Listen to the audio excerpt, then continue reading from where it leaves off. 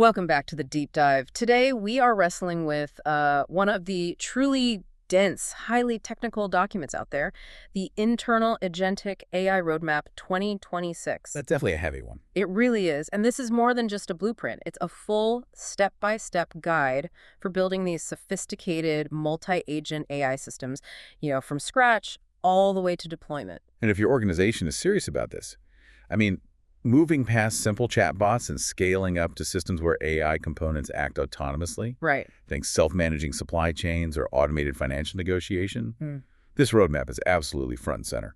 So our mission is pretty simple. We want to give you that massive strategic intelligence shortcut.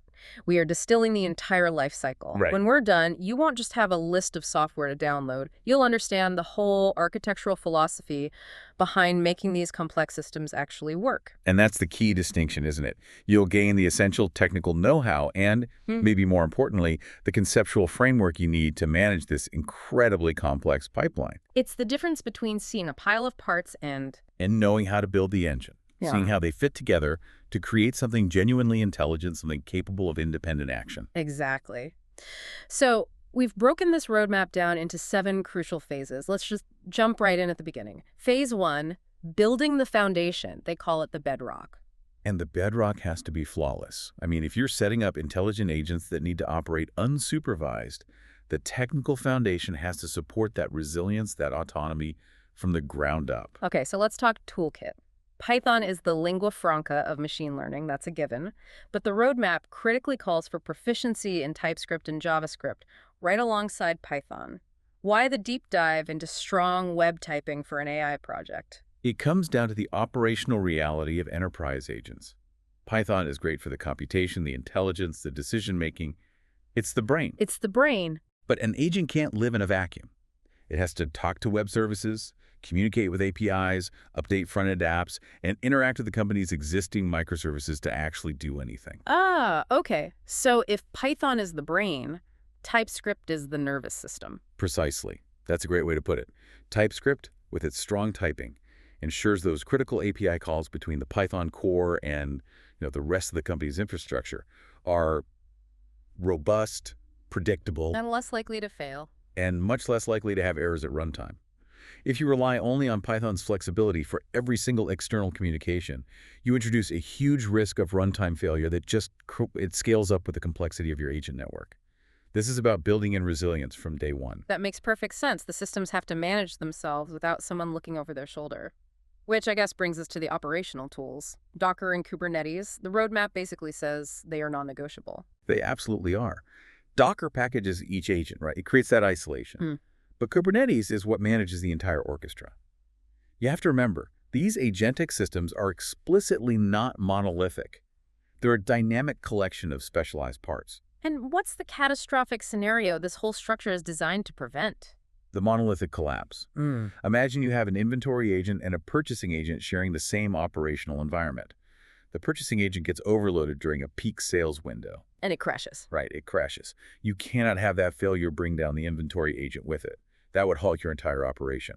Kubernetes provides that essential isolation, that resilience, and the automated failure recovery. Which is why the roadmap points to cloud infrastructure like Google Cloud. Exactly. You need the scale and the GPU power to run all these constantly communicating high-demand, isolated pods. Okay, so moving from the environment to the learning engine itself. TensorFlow and PyTorch proficiency are listed as required. But the roadmap hints that the application here goes a bit beyond standard deep learning. It does, yeah. Standard supervised learning is great for, classification, prediction. But agents, by definition, perform complex, multi-step actions in these really dynamic environments. They need to figure out the best sequence of moves to maximize a goal over time. Like optimizing a supply chain over months, not just one transaction. Exactly. And that's why the roadmap calls for deep use of reinforcement learning, or RL. Right, RL handles that. Yeah. What do they call it? The sparse or delayed reward problem. That's the one. An agent might execute 50 steps, negotiate a contract, book a shipment, optimize a route, and only step 50 gives it a clear financial reward. Standard models really struggle to attribute that success all the way back to the decision it made in step 1. RL is the engine that teaches those complex sequential behaviors. It lets the agent self-optimize toward long-term goals. So that's the technology, the muscle and bone of it. But then the roadmap immediately shifts focus to the conceptual architecture. It says this is where many of these multi-agent systems fail, no matter how good their code is. And that's the strategic hurdle. Moving from one smart component to a genuinely coordinated, effective system. The source identifies the single hardest challenge in making that leap: interagent communication and knowledge transfer. Sounds like a constant game of digital telephone.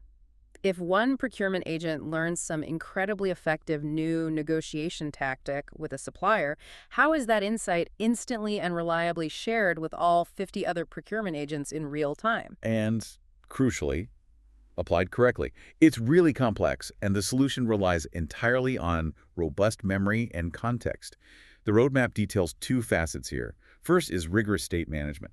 Which is essentially the agent's internal audit log. You could think of it that way. Okay, so explain that practically. If an agent loses track of one step, how does that become a real-world error? Well, say an agent is running a complex approval sequence. Step A is getting budget approval, step B is confirming stock, step C is placing the order.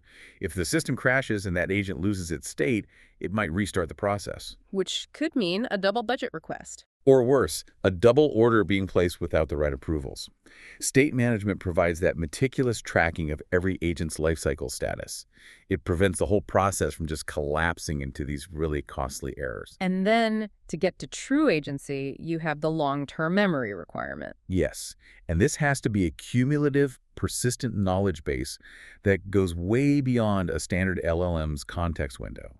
The context window is short-term memory. It's what the model needs to answer one prompt. Right. Long-term memory is where all those learned negotiation tactics, all the successful and failed optimization routes are permanently stored. That's what allows the agents to actually evolve their behavior over months or even years. Okay, so once the bedrock is built and the memory framework is established, the system is, well, it's isolated, but it's still kind of sterile.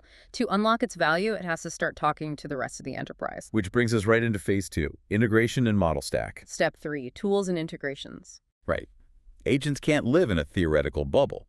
They have to connect to your external APIs, your core ERP databases, your existing tools, like integrating with GitHub for DevOps tasks or talking to a CRM. But the moment you grant autonomous software access to critical systems, you open up huge control and security issues. How does the roadmap suggest mitigating that risk? The mitigation is twofold. It's about managing the agent's intent and hardening the environment around it. First, mastering advanced prompt engineering is crucial. You're basically programming guardrails to guide the agent's actions. Constraining its operational scope. Exactly. And second, every single API and microservice the agent touches must be hardened and continuously monitored. If an agent starts doing something weird against an API, the system has to detect and shut down that specific microservice or agent instantly. That leads us right into step 4, the AI models and frameworks, what you're calling the architectural glue. The roadmap points to a diverse power source, saying no single model can do it all. Correct. The system needs to be heterogeneous. You need the general capabilities of LLMs for that complex reasoning and planning. You need reinforcement learning models for the optimal decision-making we talked about. And you need specialized generative models for content creation, like, say, autonomously drafting quarterly reports. And the frameworks that make these different components cooperate, they're the linchpins. The roadmap specifically names LangChain and Llama Index. Why those two? LangChain provides the scaffolding, you could call it the operating system, for the agent's reasoning process. It helps define that chain of actions it needs to take to get from an objective to a successful outcome. So LangChain structures how the agent thinks. What about Llama Index? Llama Index is, well, it's arguably the most critical piece for enterprise relevance. It's the layer for retrieval augmented generation, or RAG. Right. For an agent to be useful, it can't be stuck with only the knowledge it was trained on last year. It needs real-time proprietary data about your inventory, your customer orders, the latest market news. So why is ours so much more important than just pure internal LLM reasoning for these enterprise agents? Because without Llama Index, without our agents, can't connect to that external real-time proprietary data and feed it into the LLM's reasoning engine. If a sales agent is making an offer, it has to know the real-time stock levels. And the client's current credit risk. Exactly. RAS makes those immediate, data-driven, real-time decisions possible. Without it, your agent is just making decisions based on old, outdated information. That synthesis, the code, the concept, the integrations, that feels like the moment we shift into phase 3. deployment, monitoring, and governance, where the architecture meets the harsh reality of continuous operation. Exactly. Step 5 covers deployment and testing. And whether you deploy on Google Cloud or on-prem, two factors have to be optimized: security and scalability. You mentioned that successful agentic systems can grow virally. Why is that specific scaling insight so crucial here? Because once one agent proves its worth, let's say it automates 20% of your financial forecasting, other teams will rush to build dozens more. You can't predict which component will be the most successful, so you need the ability to scale parts of the system independently. The sales agents, the inventory analysts. That rapid viral growth is why the Kubernetes approach is mandatory. You scale the microservices, not the whole monolith. And the testing complexity must follow suit. It requires much more than just standard unit tests, doesn't it? Oh, absolutely. When components are interacting autonomously, you are basically testing for chaos. Developers have to use complex multi-agent stress testing and even adversarial testing to anticipate these unexpected emergent interactions. So you're testing for the digital version of a bank run. What happens when 50 new agents all try to hit the same database lock at 8:01 a.m. on a Monday morning? Precisely that. You have to simulate that high-pressure chaos and make sure the system doesn't deadlock or corrupt data. This is also the phase where operational instrumentation starts. The roadmap is very clear. Tools like Prometheus must be introduced immediately during deployment. Which flows perfectly into step 6, monitoring and evaluation. Deployment is definitely not the finish line here. Not even close. Continuous monitoring is essential because agents, by their nature, they adapt. They learn, they evolve, and they can drift over time, often subtly moving away from their original intended parameters. What is the roadmap advised to counteract that drift? The evaluation goal has to be training evaluation. This means you are constantly assessing the models to ensure they're operating within defined standards.